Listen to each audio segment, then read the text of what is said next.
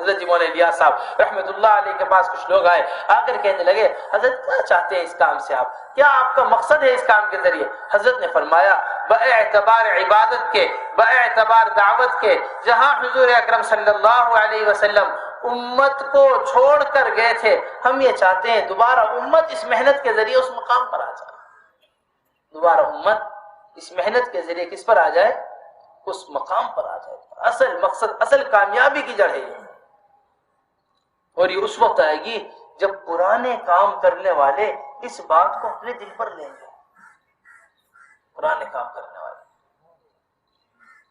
مظاہر حق ایک شرح ہے مشکات کی، اس کے اندر لکھا ہے کہ حضور اکرم صلی اللہ علیہ وسلم کے بعد جتنے بھی طریقے، بڑی اہم بات ہے، جتنے بھی طریقے دنیا میں آئے ہیں دین کی ایجاد کرنے کی، اور ان سارے طریقوں سے کوئی نہ کوئی فائدہ پہنچائے امت کو، ان سارے طریقوں سے کوئی نہ کوئی فائدہ پہنچائے، ان سارے طریقوں کے اندر وہ نورانیت نہیں ہے، ان سارے طریقوں کے اندر وہ نورانیت نہیں ہے جو نورانیت حضور اکرم صلی اللہ علیہ وسلم کے استنجے کے طریقے کے اندر ہے۔ استنجے کے مرقات میں یہ لکھا ہوا ہے کہ اگر آدمی سنت طریقے سے حمام میں داخل ہوتا ہے، سنت طریقے سے حمام سے نکلتا ہے، تو یہ ان ساری چیزوں سے افضل ہے۔ کیوں؟ کیونکہ اس نے ایک راستہ سنت کا اختیار کیا ہے، وہ ایک راستے پر پڑا ہے، اگر دھیمی رفتار سے چلے گا تو بھی ایک دن منزل پر پہنچ جائے گا، تیز رفتار سے چلے گا تو بھی ایک دن منزل پر۔ چھوٹی چھوٹی سنتوں پر عمل کرنے کی وجہ سے بڑی بڑی سنتوں پر عمل کرنے کی توفیق ہوگی، چھوٹی چھوٹی سنتوں کو چھوڑ دینے کی وجہ سے یہ بڑی بڑی سنتوں سے محروم ہو کر گمراہی اور ضلالت میں پڑ جائے گا، گمراہی اور ضلالت میں پڑ جائے گا۔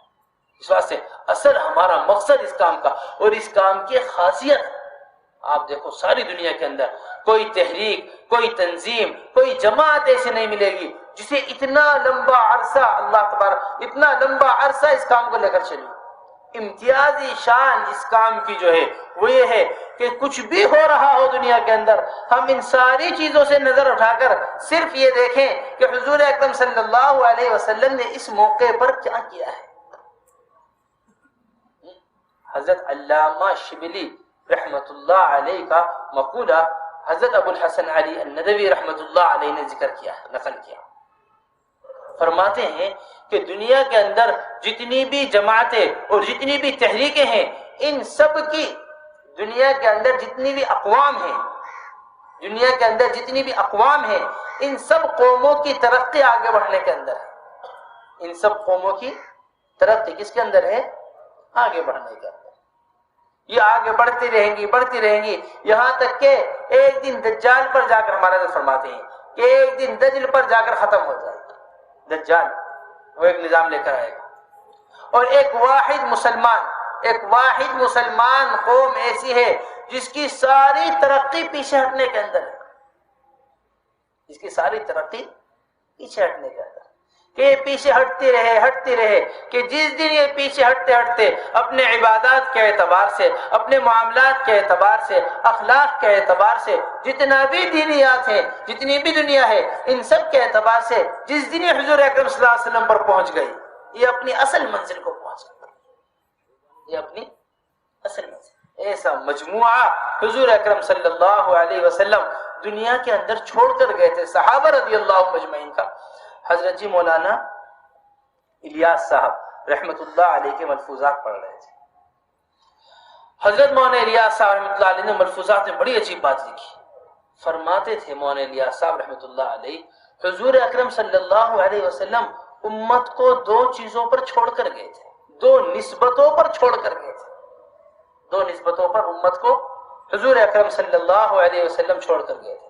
جب تک ان دو نسبتوں پر رہے مستقل ترقی کرتے رہے، جب یہ دو نسبتیں ختم ہو گئی اور نسبتیں ان نسبتوں کے اوپر غالب آ گئی، اس کے بعد سے یہ ترقی ہونی رک گئی۔ ریکنسٹرکشن آف امہ، ترقی ہونی کیا ہو گئی؟ dailymurkers.com۔ دو نسبتیں یہ تھیں، ایک ہجرت تھی، ایک نصرت تھی، ایک ہجرت۔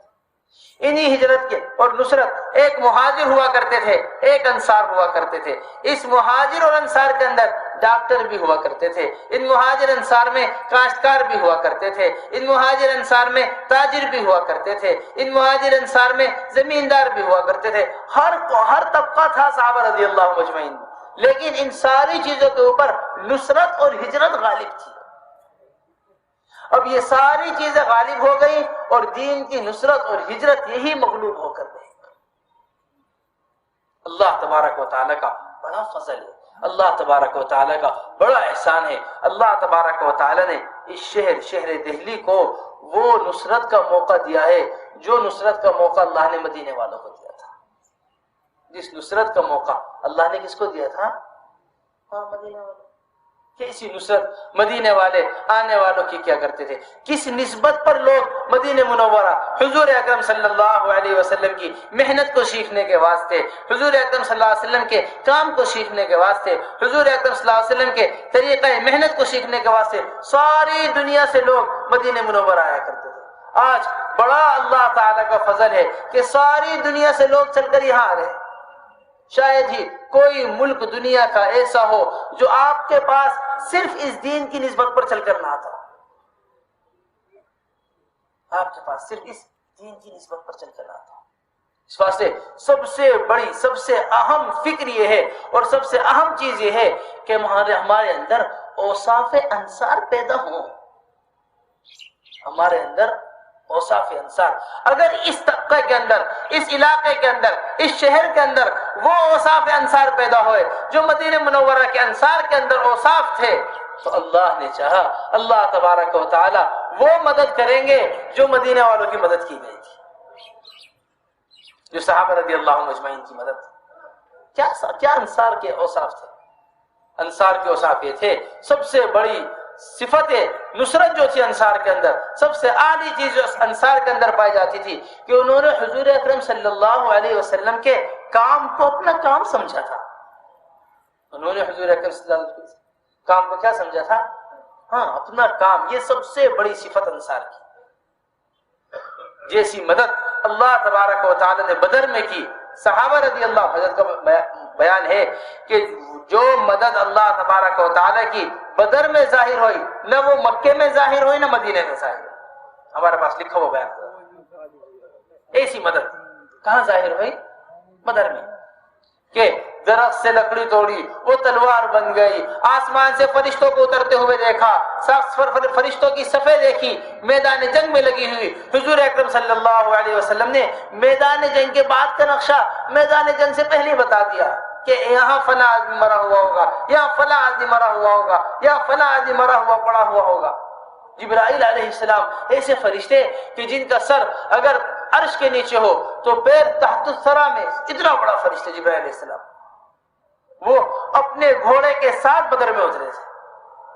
دو کفار بیٹھے ہوئے، ہم بدر گئے تھے، تو وہ جگہ ہم نے بدر کے اندر دیکھی، جہاں دو کفار بیٹھے ہوئے آپس میں باتیں کر رہے تھے اور کہہ رہے تھے تھوڑے سے مسلمان ہیں، تھوڑی دیر جنگ ہوگی، ان کے بس کا ہے ہی نہیں مقابلہ کرنا، یہ کیا مقابلہ کریں گے کفار سے، ہمارے سے یہ کیا مقابلہ کریں گے۔ اتنے میں جبرائیل علیہ السلام کے گھوڑے کی آواز آئی، اقدم یا حیزوم، اے حیزوم آگے بڑھو۔ اتنی آواز سنی اقدم یا حیزوم، گھوڑے کو آگے بڑھانے کی آواز۔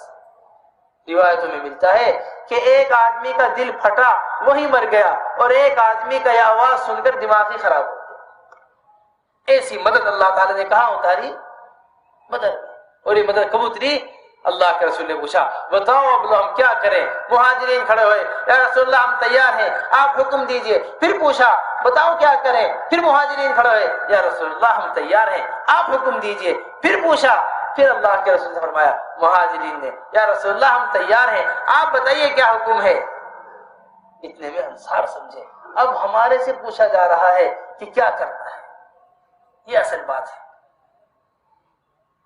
فرمایا انصار نے یا رسول اللہ آپ ہمیں جو حکم دیں گے ہم وہ کریں گے، آپ جہاں تک ہمیں چلنے کے لیے کہیں گے ہم وہاں تک چلیں گے، آپ پہاڑوں سے چھلانگ لگانے کو کہیں گے ہم وہاں سے آپ سے ہم وہ نہیں کہیں گے جو بنی اسرائیل نے موسیٰ علیہ السلام سے کہا تھا اذهب انت وربك فقاتلا انا هاهنا قاعدون، کہ موسیٰ جاؤ تم جاؤ تمہارا رب جا کے لڑے، ہم لوگ تو یہاں بیٹھے ہوئے ہیں، ہم ایسا نہیں کہیں گے۔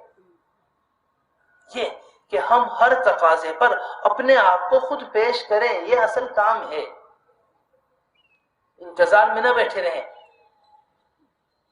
یہ انتظار میں نہ رہیں۔ صحابہ رضی اللہ مجمعین جیسے ہم دنیا کے تقاضے پورے کرتے ہیں ایسے صحابہ رضی اللہ مجمعین مقابلہ کر کر آخرت کے تقاضے پورے کیا کرتے تھے۔ 3 قسم ہے کام کرنے والوں کی، پرانوں کے لیے خاص طور سے اہم بات ہے حضرت کی۔ کتنی قسم ہے کام کرنے والوں کی؟ 3۔ ایک کام کرنے والے ہیں جو کام میں طالب ہیں، کام میں کون ہے؟ طالب۔ ایک کام کرنے والے ہیں جو کام میں قانع ہیں، اور ایک کام کرنے والے ہیں جو ناقد ہیں۔ حضرت فرماتے تھے ایک ترقی کرے گا 2 محروم ہو جائیں گے، ایک ترقی کرے گا اور 2 کیا ہو جائیں گے؟ محروم، کہ قانع اور ناقد یہ محروم ہو جائیں گے۔ ناقد کہتے ہیں نقد کرنے والے کو، ہر ایک کے اوپر نقد کرنا، ایسا نہیں ہوتا ایسا کر لیتے، ایسا نہیں ہوتا ایسا کرتے زیادہ فائدہ تھا، ایسا نہیں ہوتا ایسا کرتے زیادہ۔ اللہ کے رسول صلی اللہ علیہ وسلم نے فرمایا کہ انسان کو اپنی آنکھ کا شاہ تیر نظر نہیں آتا، اپنی آنکھ کا شاہ تیر، اپنی آنکھ کا بال نظر نہیں آتا، دوسروں کی آنکھوں کا بال نظر آ جاتا ہے، اور اپنی آنکھ میں لگا ہوا شاہ تیر انسان کو نظر نہیں آتا۔ دوسروں کی معمولی غلطیاں وہ انسان تلاش میں لگا رہتا ہے، وہ معمولی غلطیوں کی انسان تلاش میں لگا رہتا ہے، اور اپنی بڑی سے بڑی غلطی کو وہ بھول کر آگے بڑھ جاتا ہے۔ یہ سب سے پہلی چیز کہ ہمارے اندر یہ نقد کوئی چیز نہیں ہے۔ اللہ تبارک و تعالیٰ کا کام ہے، اللہ تبارک و تعالیٰ جس سے جی چاہے کام لے لیں، یہ اللہ تبارک و تعالیٰ کام ہے۔ ایک فیکٹری ہوتی ہے، فیکٹری کے اندر فیکٹری کا مینیجر جس کو جی چاہے جو کام دے دے، دوسروں کو حق نہیں ہوتا بولنے کا، تو جب اس فیکٹری کے اندر حق نہیں تو اللہ تبارک و تعالیٰ کے بارے میں کیا کسی بات کہ فنا سے فنا کام کیوں لیا، فنا سے فنا کام کیوں لیا۔ حضرت محمد صاحب رحمۃ اللہ علیہ کا بیان اس کے اوپر فرماتے تھے ہم اللہ تبارک و تعالیٰ کی ملکیت ہیں، اور مالک کو ملکیت میں تصرف کو پورا حق ہوتا ہے۔ ایک بھینس خرید کر لایا آدمی، اب بھینس کا دودھ نکال رہا، دودھ نکالنے پر کوئی اشکال نہیں کرے گا، دودھ نکالتی بھینس کو ذبح کر دیا، اس ذبح کرنے پر کوئی اشکال نہیں کرے گا، بھئی میں نے قیمت دی تھی، بھینس خریدی ہے، میری مرضی میں اس کے ساتھ جو جی چاہے کرو۔ کسی کو کیا حق کہ کسی دوسرے کے اوپر نقد کرے؟ کسی کو کیا حق ہے کہ کسی دوسرے کے اوپر؟ سب سے پہلی چیز کہ ہمارا دل وہ ہر ساتھی کی طرف سے صاف ہو، یہ سب سے زیادہ ترقی کا راستہ ہے۔ حضور اکرم صلی اللہ علیہ وسلم کی مجلس کے اندر اعلان ہوا ان قریب تمہارے درمیان ایک جنتی آدمی آنے والا ہے۔ صحابہ انتظار میں بیٹھے، دیکھو کون جنتی آتا ہے۔ ایک صحابی ہاتھ میں جوتا لٹکائے ہوئے سامنے سے چلتے آئے، داڑھی کے بال پانی سے گر رہا، چلتے ہوئے آئے سامنے سے۔ اگلے دن پھر اعلان ہوا ان قریب تمہارے درمیان جنتی آدمی آنے والا ہے، پھر سب انتظار میں بیٹھے کون جنتی آدمی ہے؟ اگلے دن پھر وہی آدمی، تیسرے دن پھر اعلان ہوا کہ ان قریب تمہارے درمیان جنتی آدمی آنے والا ہے۔ دیکھا تو تیسرے دن پھر وہی آدمی، بظاہر عبداللہ رضی اللہ تعالیٰ، یہ ان کے پیچھے ہو گئے کہ مجھے جا کر دیکھنا ہے کہ آخر ان کے جنتی ہونے میں کیا خاصیت ہے۔ 3 دن سے ان کے جنتی ہونے کا اعلان ہو رہا، گئے جا ساتھ گھر پہنچے، گھر پہنچ کر کہنے لگے میرے ابا سے لڑائی ہو گئی ہے، میرے والد سے لڑائی ہو گئی، میں چاہتا ہوں کچھ دن آپ کے ساتھ رہوں۔ اور اصل نیت یہ تھی کہ رات کو کیسی تہجد پڑھتے ہوں گے، پوری رات مصلی پر کھڑے رہتے ہوں گے، پورے دن عبادت میں لگے رہتے ہوں گے، پورے دن روزہ رکھتے ہوں گے، ساری رات نماز۔ ہر 3 دن اللہ کے رسول نے ایک ہی آدمی کو جنتی ہونے کا کہا ہے، تینوں دن یہ آدمی آئے ہیں۔ سارے دن ان کے دیکھتے معمولات، ساری رات ان کے معمولات دیکھتے، یہ سوتے رات کو، فجر پر اٹھتے، فجر کی نماز پڑھتے، جب بھی کوئی بات کرتے خیر کی بات کرتے۔ 3 دن تک ساتھ رہ کر ان کے عمل کو ہلکا جانا. ان کے عمل کو کوئی عمل ہے نہ رات بھر کی تہجد نہ کچھ, ہلکا سمجھ کر جاننے لگے عمل کو. پھر ساری بات بتائی, کہنے لگے میرے ابا سے لڑائی وغیرہ کچھ نہیں ہوئی, میں تو آپ کا عمل دیکھنے کے واسطے آیا تھا. آخر کون سا عمل ہے جس کی وجہ سے اللہ تبارک و تعالیٰ آپ کو جنتی کہہ رہے, جس کی وجہ سے اللہ تبارک و تعالیٰ آپ کو جنتی, اللہ کے رسول آپ کو جنتی کہہ رہے. فرمایا دیکھو عمل تو میرا یہی ہے جو تم نے دیکھا, بس اتنی بات ہے جب اللہ تبارک و تعالیٰ کسی مسلمان کو کسی نعمت سے نوازتے ہیں تو میں اس نعمت سے نوازے جانے پر اس سے حسد نہیں کرتا. میں اس نعمت سے نوازے جانے پر, کسی کے آگے بڑھ جانے پر, کسی کے آگے نکل جانے پر اس سے میرا دل صاف ہے. یہ بہت بنیادی چیز, اپنے ساتھیوں کا اعتماد بنانا, اپنے ساتھیوں کو ہر حال میں ساتھ رکھنا, اپنے ساتھیوں کی تعریف خوبیاں بیان کرنا, نقد نہیں بلکہ کیا کرنا, خوبی بیان. عمر رضی اللہ تعالیٰ کے پاس ایک آدمی آیا. عمر رضی اللہ تعالیٰ نے مجمع کے اندر اپنے لوگ چھوڑے ہوئے تھے جو مجمع کی خبر لا کر امیر المومنین کو دیا کرتے تھے کہ امیر المومنین اس وقت رعایا کا یہ حال ہے. اتنے میں کچھ لوگ آئے, آ کر اطلاع دی عمر رضی اللہ تعالیٰ کو, امیر المومنین فنا جگہ کچھ لوگ جمع ہوئے ہیں اور وہ لوگ یہ کہہ رہے ہیں کہ آپ ابو بکر سے افضل ہیں. آپ کون ہیں؟ عمر. ابو بکر سے بہتر ہیں. آپ عمر رضی اللہ تعالیٰ عنہ ابو بکر رضی اللہ تعالیٰ سے اچھی خلافت, اچھا نظام لے کر چلنے والے ہیں.